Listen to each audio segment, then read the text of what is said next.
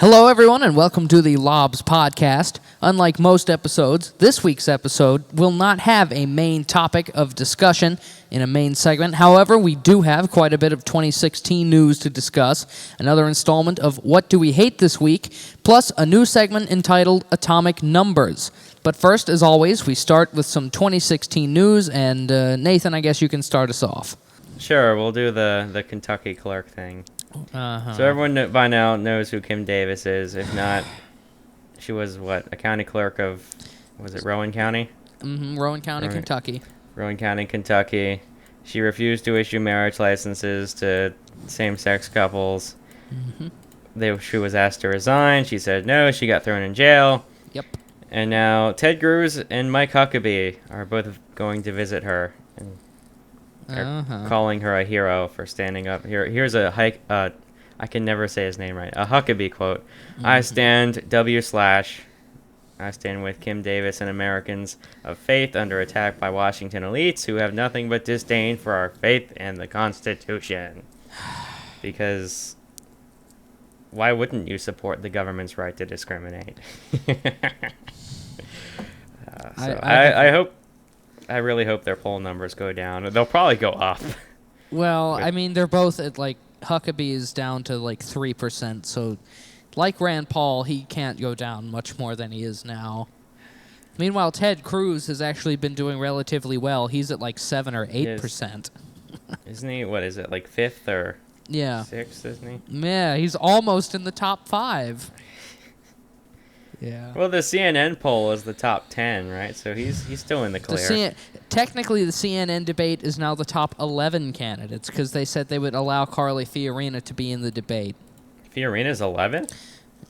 Well, no. I thought she was okay, so here's the rules for the CNN debate were it would be the top 10 candidates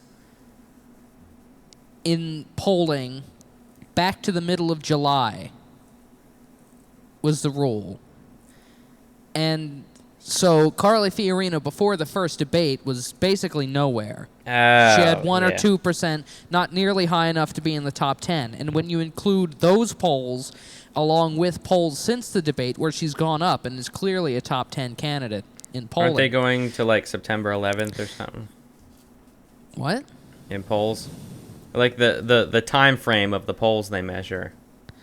Well, they're going up to whatever their cutoff is before the debate, which is relatively close to the debate itself. I thought that was September 11th. I don't know what day that is, but they decided to go back and only include polls that were taken after the first debate. Yeah. But then they sort of screwed everything up, and they said, well, clearly Carly, now that she's polling in as high as 3rd place in some of these polls, New Hampshire, South Carolina, they decided to allow her into the debate along with everyone else who was already in the first debate. So basically, it's the same people in the main debate as the Fox News debate, plus Carly Fiorina. Then all the other candidates who did not make the main debate the first time, they also don't get to be in the main debate on CNN. So wait, Rand Paul is making the CNN debate? Yes, basically. Hooray! Because they changed the rules. See, at least he's beating Chris Christie, I think. Isn't he beating Chris? They're about the same. Last poll I saw, Chris Christie was at 2 and Rand Paul was at 1. Because I hear them. I don't think either of them should be taking pride in those numbers. I've seen Chris Christie anywhere from 1% to 2%. Mm-hmm. I've seen him as high as 3, and I've seen Rand Paul hovering around 1 or 2%. Jim Gilmore territory, Nathan. That's how bad he's doing. Poor Jim Gilmore. Yeah. Well, see, Jim Gilmore's... so mean to Jim Gilmore. No, I like Jim Gilmore. He went saying up. He started at 0. You're like Rand Paul and Christie. They're as bad as Jim Gilmore in popularity. I didn't say Jim Gilmore is popular. He's not. He's not. He's very unpopular, but he's up to 1%. And then you have Lindsey Graham, who got 0. the one Iowa poll. He's polling as high as 4% in his home state. And apparently D's Nuts is getting the anarchist vote. Yeah. Like the anarchists that say voting is oppressive, so they don't vote at all. Mm-hmm. They're actually saying, like, if I had to vote, I would vote for these nuts. But I'm not going to vote. So, because I They're don't saying believe if in they voting. did vote, which some of them are saying, I will vote. Like, Mm-hmm. some of them are saying, yeah, now that I have the option of these nuts, I might vote. Because it's basically not voting. Yeah, considering that he's not Considering- constitutionally eligible and his name is D's Nuts. So if he did win, his vote would just get thrown out, right? And they would Yeah. just go to whoever was second. Mm-hmm. Because he's not 35 or... Mm-hmm. Can you be under a false name and run for president? I mean, Jeb's technically not his real name, so... I don't think he I think you have to... I don't know. Register as I think John the Bush- rule Bush is Bush. that you can... They don't go back and actually check your stuff. You can just register under any name, which is why you get names like D's Nuts and Limberbutt McCubbins and Yeah, that was the cat. and Butt Stuff. What's the name of one candidate? They don't actually go and check your stuff until you turn in your finance reform report or whatever, or finance report for the campaign to the FEC, and you raise a certain amount of money. Then they go back and check your information against Right. other They just documents. wait till the end and throw out anyone that doesn't count. Well, no, it's once you've raised that amount of money, which I think is only $5,000. Because I figure if you've raised that much money, you're actually trying to run for something, and you're not just a protest candidate who's a cat with a funny name. So that's how that works. Yeah. So there's that. Hmm. In other news, more speculation that Joe Biden is going to run, of course, and he was in Pittsburgh for Labor Day, and they were cheering, "Run, Joe, run! Run, Joe, run!" And there was another poll that came out, I think a Monmouth Can they make a poll. book? Just replace Run Dog Run. Or fun. no, it's Go Dog Go. Yes. Go Joe Go. I remember that book, too. Yeah. But no, there was a new poll that came out, national polling, I believe, Monmouth University. Hillary Clinton's still in the lead, of course, but then she's at, I don't remember exactly, 45, somewhere around there. But then Joe Biden has shot up with all the speculation that he might run. He shot up to 22%, which is second place in the national poll. And then Bernie's Whoa. at 20, which is about where he was before. So Hillary's gone down. Joe Biden's gone up 10. And Bernie stays the same. And since it's, the margin of error and all that stuff, Bernie and Joe Biden are basically tied for second in the poll. All right. So I'm on realclearpolitics.com Yes. /epolls/latest polls. Mm-hmm. I don't know much about this website other than it has polls. Going through all of them in Iowa, what is it? Iowa Republican Presidential Caucus by NBC. Mm-hmm. Of course, you have Trump at 29, Carson at 22. Yep. And they don't do it in order, so it's hard to read it. Because then they have Cruz next with 4, and then Walker at 5, and Bush at 6. Mm-hmm. But they have Paul at 5. Right. So that's cool. In Iowa. Paul is 5. Yes, in Yeah. Iowa. Iowa Democratic has Clinton 38, Sanders 27 Mm. by NBC. In Iowa. Yes. Yeah. And there was another poll. I don't know if it's on there, but it's a New Hampshire poll, and I think Bernie is up by 9. September 6th. Yeah. Where he has 40, or maybe it was 49 to 38, I saw. He was up by 11 over Hillary. It's showing New Hampshire 2016 Democratic primary on September 6th by NBC. Sanders 41, Clinton 32, Biden 16. That's a different... Sanders plus 9. Right. I did see one where he had 49% in New Hampshire, though. So, yeah. There's also... the spread is plus 9, so yeah. yeah. That's a There's pretty... another one. In Florida, Paul has 0 Uh-huh. because Florida. Georgia, he also has 0. Mm-hmm. Clinton 52, Sanders 20 in Florida. In Florida, yeah. Wow. Mm-hmm. And looking at some other polls, they also have President Obama's job approval, and it's about half. Yeah. Some of them have, approval 49%, disapprove 45%. Here's one where approve is 45, just so it's like split right in half. That's good, though. That's relatively good, considering that at this point in his term, George Bush's approval numbers were like 26. Yes, because everyone blamed it on him, and rightfully so. But I'm saying, for any president to be this far into their term and have almost half the people, or in some cases, half of the people saying, yes, I approve of his job as president, that's remarkable. That just a bad as a whole, that it's good for a president to have half the people like him? Well, it just means that the American people are cynical and are never happy with anything. Well, it's good to be cynical. It's good to, like... Well, I understand that. Constantly criticize. Well, it's good to constantly criticize, like, politicians. Yeah. Well, I'm all for criticizing authority and stuff like that, but I'm just saying that's just the way it works in the United States, is that generally we're unhappy with whoever is in charge at the time, which is why every time there's an election, you get a swing. Yep. Also, there was one other thing. Oh yeah, this was probably the first thing we should have talked about, or at least before the Kim Davis thing. Donald Trump signed the pledge. Yes, Trump signed the pledge, to which the Republican Party's so panicky and what was the word again? Insecure. Yes. That they're making everyone sign a pledge, and I don't know if Paul's signed it yet. I don't know if they have or not. I mean, he's not going to run as a third party. He said he would. But he's not. Sign it. But the whole thing is after Trump. Like, no, if you look on the news, no one's like, Huckabee signed it, or it's all Trump signed it, because it was directed at him. Because when they had the Fox debate, the first question was, is there anyone here who will not pledge to the Republican Party? And he was the only one who raised his hand, which means everyone else pledged to the Republican Party. And he can still run third party. Yeah, this is not in any way legally binding. Yeah, it's just a publicity thing. Like, yeah. Hey, please. It's more of just a please. Yeah.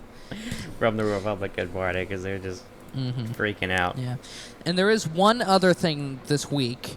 There is now, or there's going to be, as of Wednesday, is a scheduled announcement for the 6th official Democratic candidate for president. What? Yeah. Joe Biden? Nope, not Joe Biden. Someone else? Someone else. Harvard University professor and the United States election reform advocate Lawrence Lessig. So, like a nobody in politics, or is he a really popular person? Well, he's one of America's best-known college professors. Okay. Yeah. I didn't know if that meant, like... Popular enough that he's being covered on the news. I didn't know if that meant, like, he signs up and then he gets 1% of the vote, or if he signs up and he actually has a chance of winning. Well, I mean, there are people running who have 1% of the vote. Lincoln Chafee was a senator from Rhode Island. He was a governor from Rhode Island, and I think he was the mayor of Providence. And he has 1%. Yeah. But they did actually do some polling, because he hasn't announced yet, but it was pretty well known that he was thinking about running. And they were doing some polling in New Hampshire, and he does just as well as Lincoln Chafee does in New Hampshire. And, of course, he's from Harvard, Lawrence Lessig is, and Lincoln Chafee's from Rhode Island. So if they're going to do well in a early state, it would be New Hampshire. Here's one that just got updated. 1%. Yes.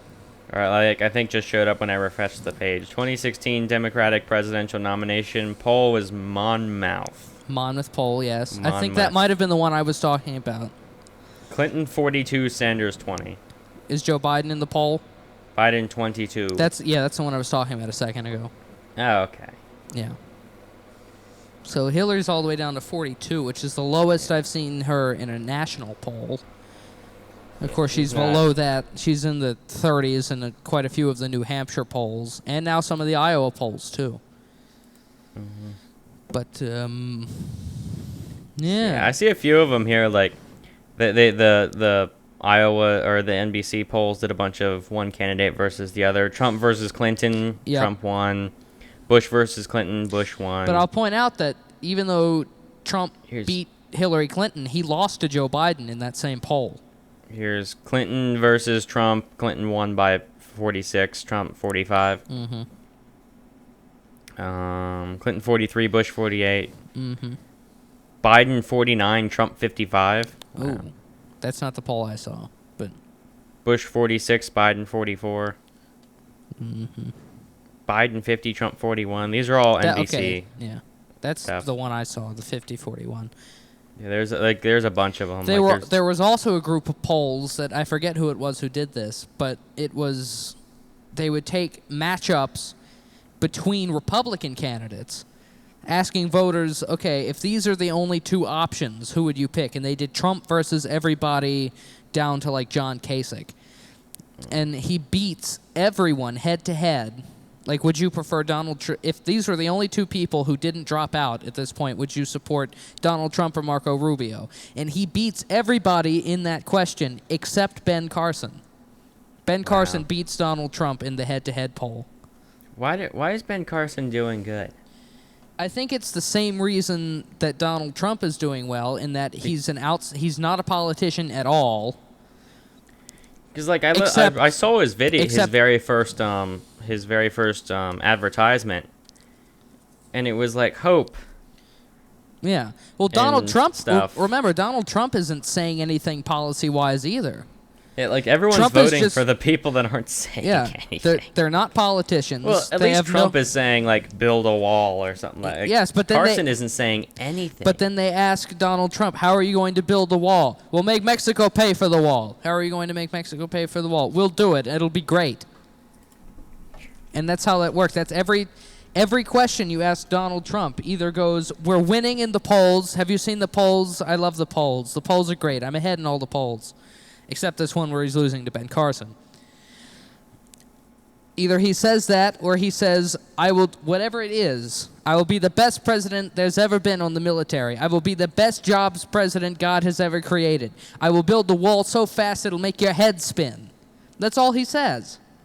He says he will be great at everything, and that is Donald Trump's message, is I win at things and I will be great.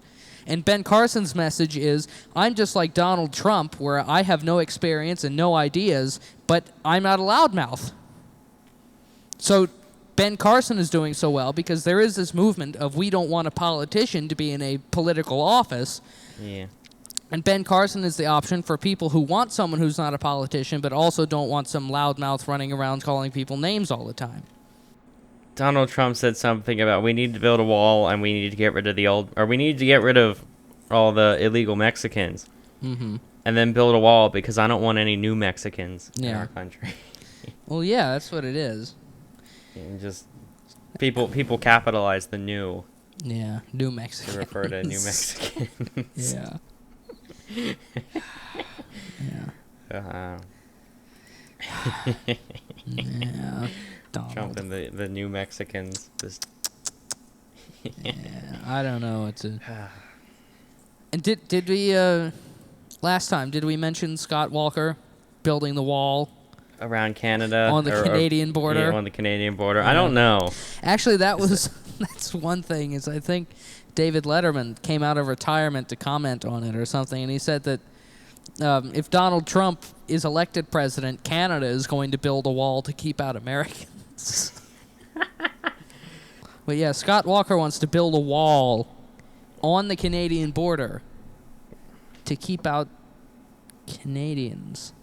Are there? I want to look that up. Why? Why? I don't understand. I think it has to be because of, it has to be because of the drugs. Because people go to, at least this is what I hear. I don't know if it's actually true that people go to Canada, they get drugs legally, and then they bring them back. Mm-hmm.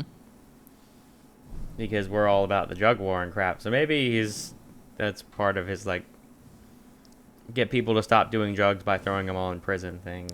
I don't know. Scott Walker just kind of, you know how sometimes you know how you look at Bernie and he just sort of gives you a feeling where you just yeah, yes. That's Scott Walker. Like, there are people who I might disagree with more than Scott Walker, although I honestly can't think of any. But not Chris Christie? No, Chris Christie. You don't even think he's a Republican. He's a Republican in name only. Although he is a... Where Scott Walker he's definitely is one an of the drug actual war Republican. Republicans. Yeah. Because he's the guy that like everyone's. The purpose of the drug war was to not punish people for doing drugs, It's to but get to them stop to stop them from doing drugs. Yeah. Yeah. It wasn't saying doing drugs is bad there or is a awful immoral thing, therefore you should be punished if you do it. It was to stop people from having access to them and stop stop the addiction thing. Like it's all about people are victims of the addiction, therefore we need to stop them from getting access. Yeah. And then he went out and said something, this was a while ago, but along the lines of like, smoke your weed now because when I'm president, I'm throwing you all in jail. Yeah. Which is his version of getting tough, whereas Lindsey Graham's version of getting tough was, and I'm going to quote this as often as possible because I love saying it. If I'm president of the United States and you're thinking about joining Al-Qaeda or ISIL, I'm not going to call the judge.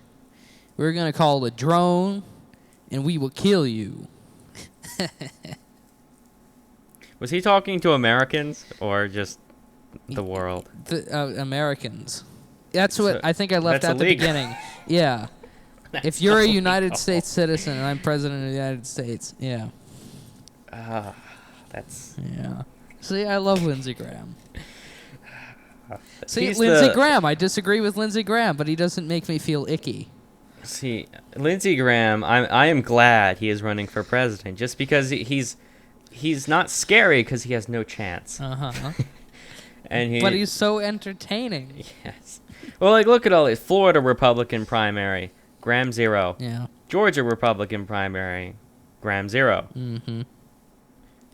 2016 Republican presidential nomination by Monmouth, whatever it was, Graham 0. Yep. Iowa presidential caucus, Graham 0.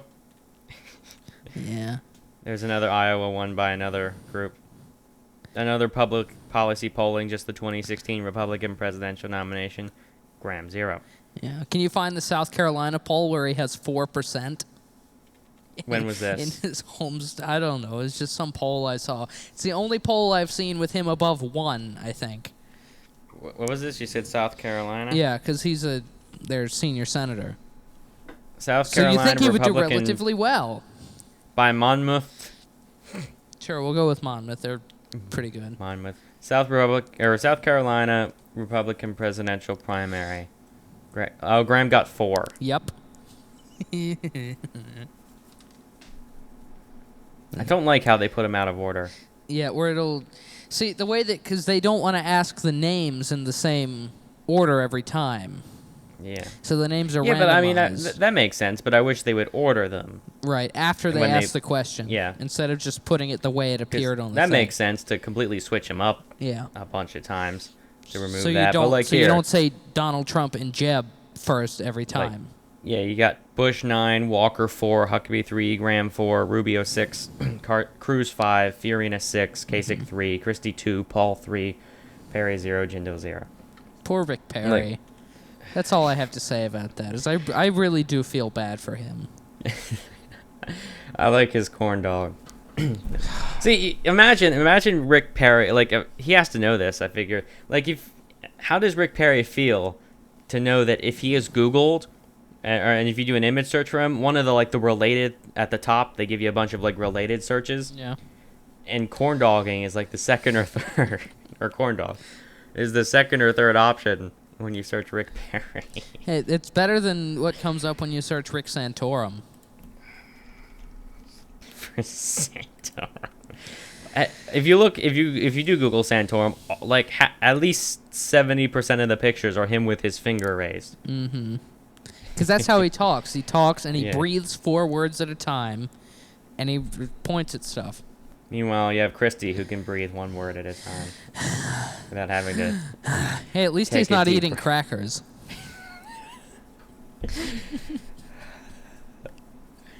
Yeah. Anyone that understands that wins the universe. Just on the offshoot that someone actually gets that. And hopefully it's not the person we're talking about.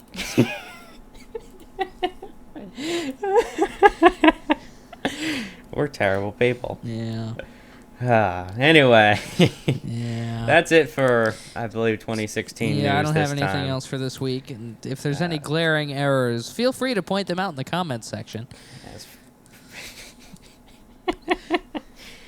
Yeah, we'll post a link with all the polls we used in the description. Yep. And now we're going to play a game called Atomic Numbers. Atomic number. Was actually a segment that David Letterman did on his show once in the last few months before he retired.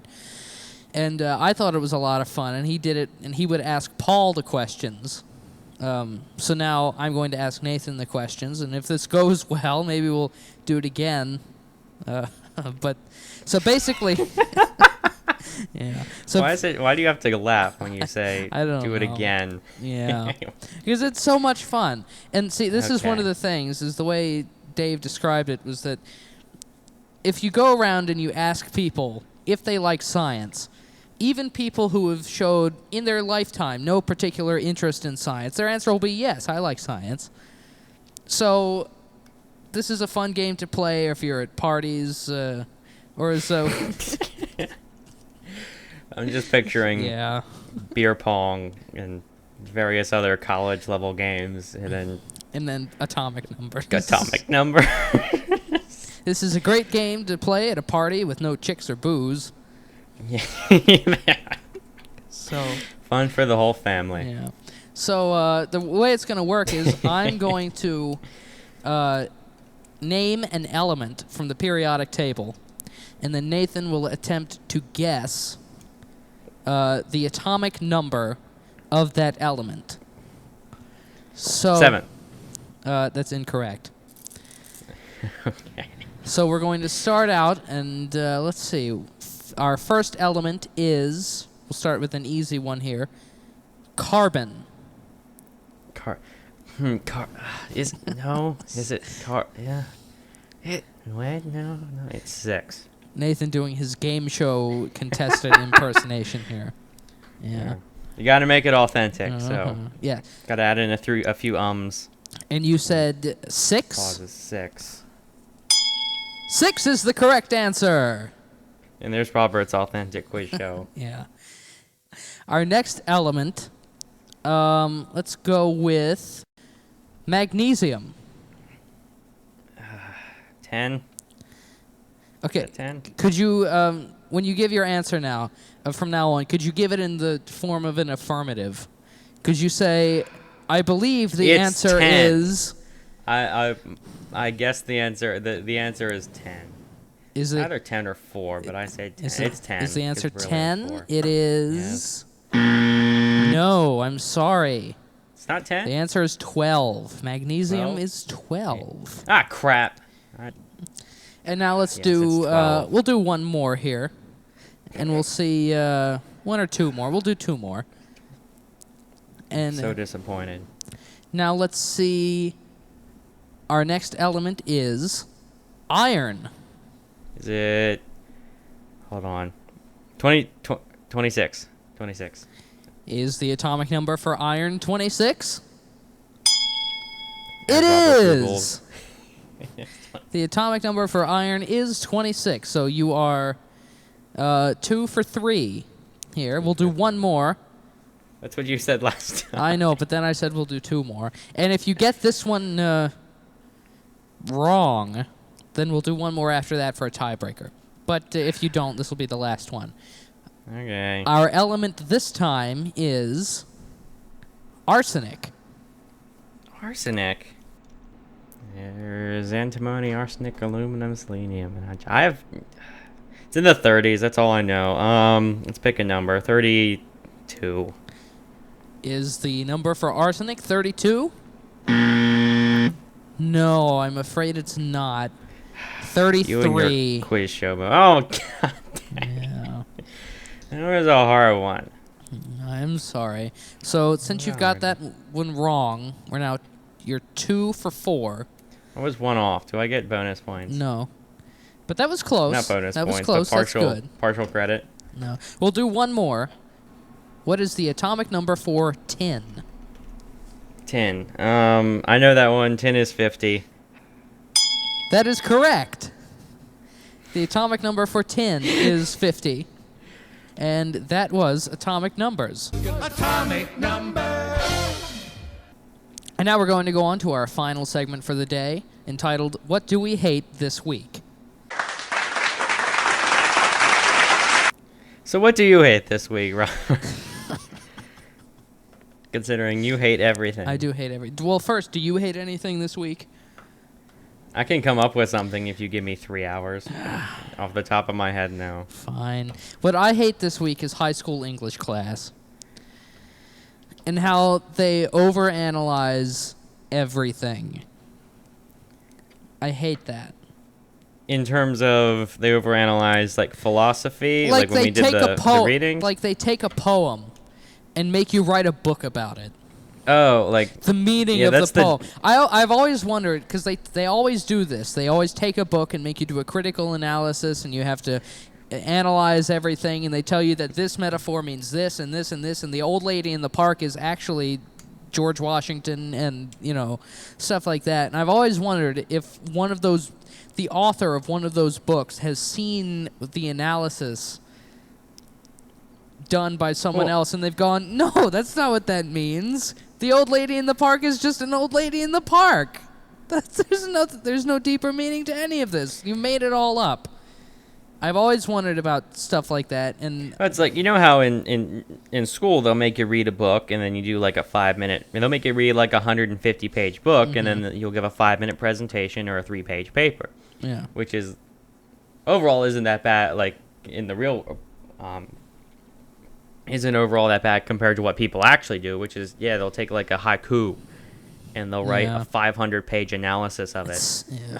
And then someone will write a 1,000-page analysis on that analysis. I love haikus. I like haikus. I just don't like writing 500 pages about them. Well, see, that's the thing. Like, when we read, I assume you read this in 8th grade, when we did To Kill a Mockingbird. Yep. It's not a long book. It's a relatively short book compared to, some of the other stuff that's out there. But it took us like 3 months to read, because we would read a chapter and we would spend an entire week going through and analyzing every single word of the chapter and metaphors and crap. Like, it makes me not want to read anymore. I've now that we're not in school anymore, I finally started to like reading again.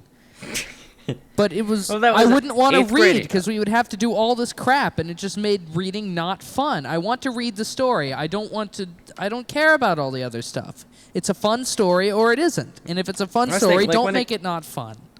When it comes to knowledge and history and like learning stuff, people like, if you tell someone they have to know this and you start going at the pace of the teacher, and reading it all from the teacher's perspective, and all the teacher decides what's important, you stop caring. Because if you like something, you'll read it. Yeah. And in terms of a book, like, everyone reads at different paces. Someone is likes reading if they can pick up a book, read 10 pages a week or 10 pages a day or something, and that's the end of it. While other people will want to read the whole book in a day. And some people like to analyze it and go really in depth. Some people are like, no, I read what the words say and that's the end of it. Yeah.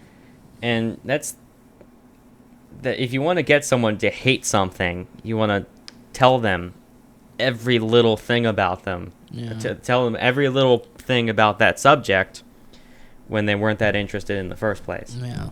It's because if you're interested, then you look it up at your own pace and you find out more, and that makes you look up more, and etc.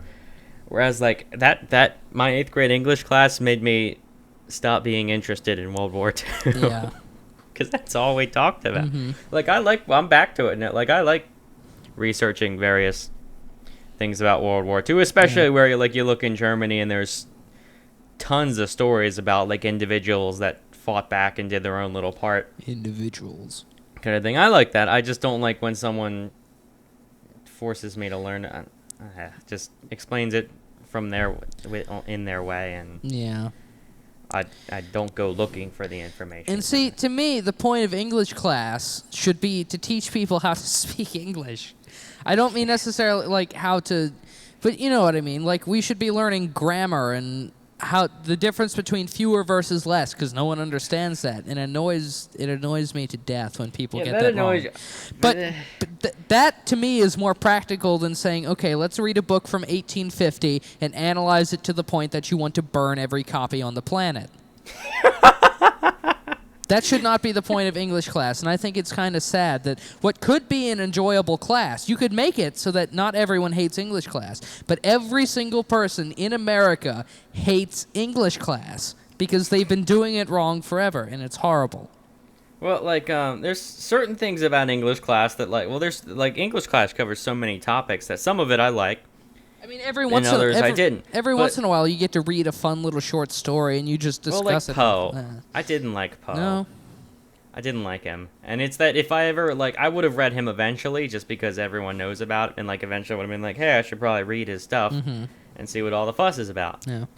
So I would have read, I didn't like his stuff, and I didn't like how we were graded on it, how you're, it's not practical knowledge to rip apart Poe's poem. Right. Really, or to know the history of his life. It's not practical. It's fun if you like it, and if you like it, then you look it up. Like transcendentalism. I like transcendentalism. I like learning about it. I like Thoreau and Emerson and all that. See, all that stuff to me was crap, but I like Poe. See, because I liked Emerson and Thoreau and all that, I feel like I would have stumbled upon them eventually. Like, they're popular enough that I would have stumbled upon them. Or just... And when I stumbled upon them, I would have read them, I would have liked them, and I didn't have to have a class teach everyone about it. Well, see, even that, I don't mind them saying, okay, here's a book, read it. But I mind them taking a book, making us read it, and then going back through every single page of the book and telling us how what we just read in the book is not actually what the book means. That's not what the book means. What the book means is this, not what it said. It's a metaphor, and you should understand the metaphor. And I don't care. If I care, I'll Google it. Yeah. With Google nowadays, if I care about something, I'll Google it and I'll learn about it. If I think there's a deeper meaning to the story, then I'll find out myself. Or I could just read the story, which is what it was meant to be done in the first place. If you want to know the deeper meaning, or if you want to read the book in the first place, you'll go back over. Like, if you don't care about the deeper meaning, you read the book. If you do care about it, you'll read every page, and you'll enjoy reading every page. Yeah. And in great detail. Right? Yeah. I don't like how that just bothers me, because it's like if something was fun, I can't thank English class because I feel like the internet would have shown it to me eventually anyway. And if I didn't like it, well, then all the more reason to hate English class. Yeah. But all right. No, if you can make computer science nowadays is optional. Yeah. And I feel like while I would never be supportive of a mandatory computer class. I like computer class. I'd take it easily. But I don't think it should be mandatory because half the people are going to get confused anyway. Yeah. And, I don't like mandatory classes. I know you don't like mandatory. Some stuff should be mandatory, though. Like learning how to write should be a mandatory class. But that's a subjective. Learning how to write is defined in multiple ways. Do you want to learn how to write just enough to get your point across? Or do you want to learn or you want to spend 8 years getting a degree in writing kind of thing? To me, you should write just enough to where you should learn just enough writing to be able to say something and write something and people know what you're talking about. If you want to do writing, if you want to learn more about how to do better in writing, then you take a writing class. Well, I don't mean writing, although that's one thing I will say that English classes don't do enough is having people write creative stories. That was always my favorite part, and then they stopped doing that, and they started making us read big books, and that was when English class stopped being fun. I don't like writing creative stories. Mrs. Radel... Did she do that? Made us do that. She made us write a 5-page short story. I think, as far as I know, it could be about whatever you wanted. Yeah, see, we used to do that in elementary school, and that was always my favorite part. And maybe I'm weird for this, but I also always enjoyed the part where we would learn where commas go and stuff like that. Well, I like learning about stuff like that. Yeah, I like learning grammar. It's just I don't want to read the book and then be told that the book didn't mean what it said. It's just that I hate that. I hate that idea. If I like it, then I probably would have stumbled upon it eventually, or I would have taken the class. If I didn't like it, then I wouldn't have paid attention in the class, Like the stuff the stuff I didn't really care for, I have flushed out of my mind because I barely learned it. I learned just enough to get by, and then I forgot it. Well, see, this is the thing, though, is that my point is that English class should at least teach basic grammar, which I think is also what you're saying. If you're going to make it mandatory, make it so that people can write. Practical. Make it be understood. But how bad is it that you think it shouldn't be mandatory for more than, I don't know, a couple of years when you're younger so you can learn how to write, yet we have English class for all the way through high school, and people still cannot write. They can't do it. And then they make you take it in college. They can't write. They can't spell. They don't know where commas go. They don't understand fewer versus less. They don't know where verbs go in the sentence structure. It's horrible. Horrible, I say. I hate the sentence structure thing. Like, in terms of knowing, like, demonstrative adjectives versus... Do you remember when they taught us that in middle school or elementary school or something, like, the different types of punctuation? Mm-hmm. Like, it wasn't period. Like, they didn't just teach you, this is a period. This is what it's for. This is an exclamation point. This is what it's for. They gave them all names. And I've completely forgotten all of them. Yeah, I don't remember that. But, I mean, there's a basic amount of sort of just listening to it. And if it... Well, like, I think it should go up to middle school. Because I liked how in middle school they gave us, like, if you didn't like music, you had to take it for, what it was, like, a quarter or an eighth of a year for 3 years. You had to take music, and that was it, and I was fine with that. Because it at least let you know what it was about. Like, it let you know, okay, I hate music, or, okay, I like music, I want to take more. But then in high school, I wish they would get rid of the mandatory stuff. Like, I wish, say freshman year, you have, like, say throughout your entire high school life, you only have to take each class once, like a math class once, or a science class once, or something.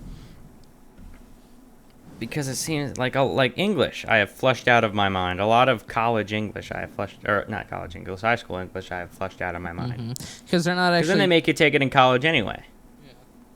Because they assume that like we don't want to not make people take English classes. Because what if this college student had a terrible English program in their school, or because all kinds of high school, some are like Lower Dolphin was generally a pretty good school. I found that when I got to college, we learned a lot. And we generally did better than those schools.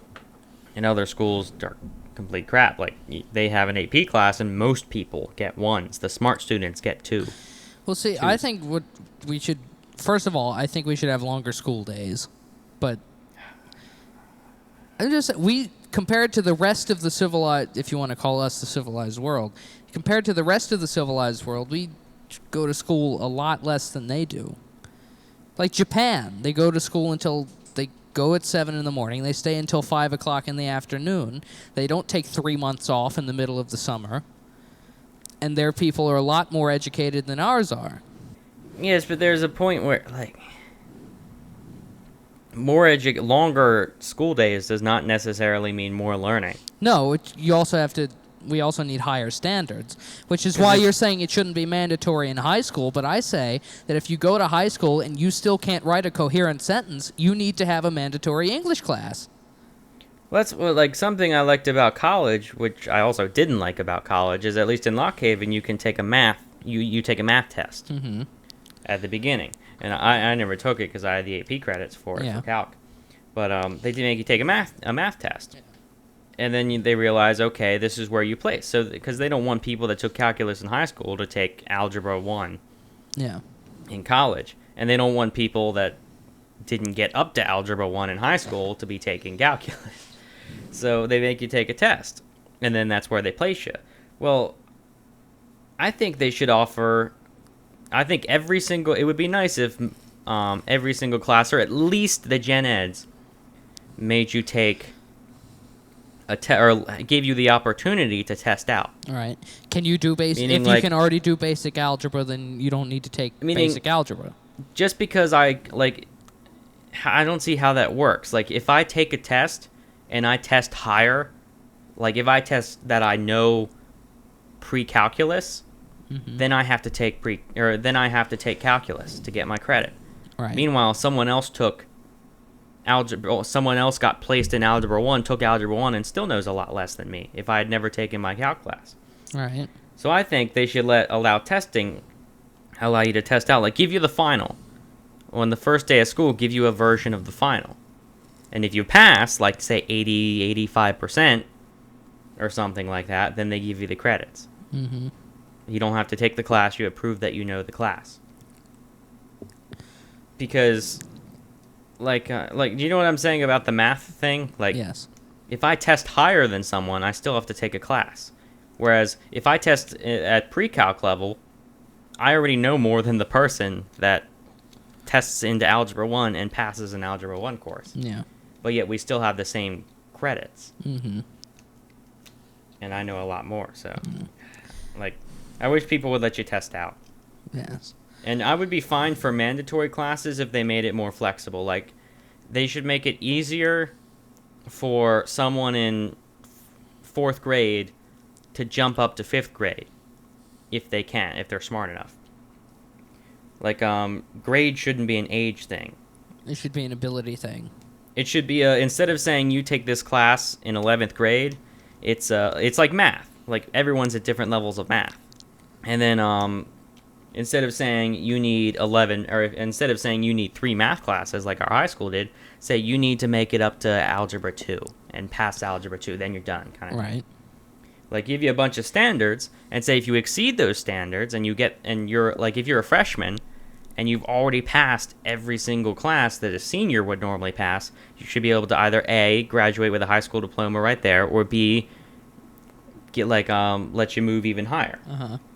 And take a bunch of higher level classes and then graduate, give you a diploma plus proof that shows you did more than other people. Make it a go at your own pace thing rather than that. Because I like that in college. Like, in college, here's your classes. These are all the classes you need to graduate. Some of them are prerequisites, but generally, if you want, you can take them in any order. Like, you can take this class before you take a class that's unrelated. Mm-hmm. You can take them in whatever order you want. And like me, I'm planning to graduate a year early. I can do that reasonably. In high school, I couldn't do that. Right. Whether I wanted to or not. Because like people like our valedictorian would have graduated probably a year earlier if he could. So that's what I guess I hate this week. The school's inability to be flexible with smarter students and students that aren't as smart. Mm-hmm. And I hate people telling me that books don't mean what they say, because I don't care. I don't care. Books need to be... Books are for reading. If you want to discuss a book, go to a book club. And there has to be someone out there. Like, there's all kinds of people out there that must have, like, written a song or a book and been like, especially with songs or poems that have to rhyme. Like, they've been like, crap, I want to put this line in, but I can't think of anything to rhyme with it. Yeah. Oh, here's something that rhymes with it. I'll throw that in. It doesn't. It's unrelated. It doesn't actually have any meaning, but it rhymes. Like, it fits, but it doesn't mean any. Like, it's not like you threw it in there because it had to be in there. You threw it in there for the sake of rhyme or whatever, and because it kind of fits. There was not because there's a 10-page paper to be written on it. There was one song. Well, I have two examples of that actually. One was a Paul McCartney song, which is called "Jet," which is one of his most well-known songs after leaving the Beatles, which people speculate all the time about what it means. He says it doesn't really mean anything. He just made it up. And then the other one, there's a Rolling Stones song called Casino Boogie, where the lyrics to the song are literally clippings they took out of a newspaper and just and just arranged them into verses. But everybody's like, what does this song mean? What could this song possibly mean? It means nothing. See, that's what you have musical talent. Do that. Like, write a song. Just with the newspaper I wish clippings? someone would do that. Yeah, or do something like that. Write a song and put in lines, make it sound good, but it doesn't have any underlying. Like, maybe it has a theme, but no like underlying every word means anything. Don't say anything about it. Give people a year to dissect it and write papers on it. And then afterwards, just come out like, it doesn't mean anything. Just tell everyone that wrote papers on it and stuff, your life, you just wasted all this time writing about something you're completely wrong about. What I should do is find an editorial someone wrote about a song saying what they thought the song meant and take out clippings from that and use it to make the song. Yeah. That's hilarious. That's a genius Yeah. idea, actually. I'll try to do that sometime. You don't even have to come up with lyrics. All you do Which is is you my just write main a song. problem. I can't write lyrics to save my life. Well, this is the thing. You just write one song. You start out with one, and then that's all you need. That's the only lyrics you ever need to write for the rest of your life. Because you write a song, you take the clippings from people's opinions of it, and make a new song, and then people will reference that or write something on that. Then you take the clippings from that and just keep going. Just keep going. Yeah. And then whoever actually figures it out and realizes everyone like that's the extent of the meaning, give them a cookie or something. Yeah. All right. Well, what we hate this week has turned into writing songs and people dissecting literature. Thank you for listening to the Lobbes podcast. If you'd like to ask us a question or suggest a topic, please send an email to asklobbes, that's ASKLOBBES, @gmail.com. If you have a question for me, then please include Locke, that's LOCKE, in the email title. And if you have a question for me, please include Hobbes, that's HOBBES, in the email title. Please include your first name, and we'll try to answer your question on the podcast, within reason. And if you like this episode, please hit the like button. And if you really liked us, please hit the subscribe button. We do a new episode every week.